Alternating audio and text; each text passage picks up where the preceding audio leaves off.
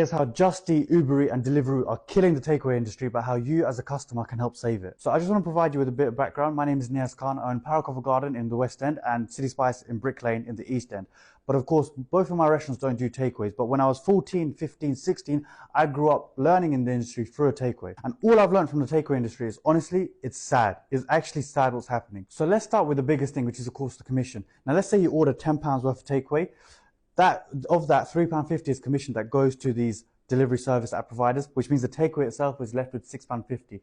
And in a margin where costs and pressures are so high, that is literally nothing for a takeaway to work from. And on top of that, whereas in London, I appreciate there's always delivery drivers, in rural areas like York and Kent, what happens is the takeaway itself has to use its own drivers on top of that, which means, okay, the commission might be lower, but then the takeaway is still providing the delivery service anyway. So what has Deliveroo actually achieved? And the second thing is this, and this was the case in the takeaway that I used to work in, it started cannibalizing his own customers, because the customers that were loyal to that takeaway, all they started doing was ordering to that takeaway, but from Deliveroo, which meant the takeaway's done all the hard work, building up this loyal clientele, and all of a sudden Deliveroo's come in and just taken 35% for no reason from customers that would have already otherwise ordered with the takeaway anyway. And the third one is deals.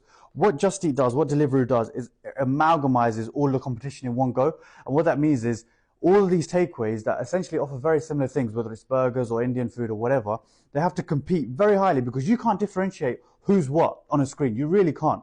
So they have to offer deals, which is the only way to attract customers, which means on top of the commission, they're then offering deals. How do they even survive? I just don't understand. So why am I making this? Well, this is how you can help. Honestly, all you have to do is pick up the phone, because by picking up the phone, you cut out the middleman, and which means for that takeaway, he's not earning £7 an hour anymore for his efforts. He's earning £10 an hour, which is a huge difference. Imagine if that was your wages. That's exactly what's happened to the guy who's owning that takeaway there. I appreciate it's so easy to just get up on your phone and just scroll through the app and order on your own comfort, especially on the other side where if you have to pick up the phone, the accent might be a bit thick, you might not understand him, makes it a bit more difficult. But honestly, the thing about this is we're not talking about a big multinational corporation like Pizza Hut or McDonald's. We're talking about a guy who owns a takeaway with perhaps his best mate, that all he wants to do is put his daughters and kids through education and give them a better chance at life than perhaps he had.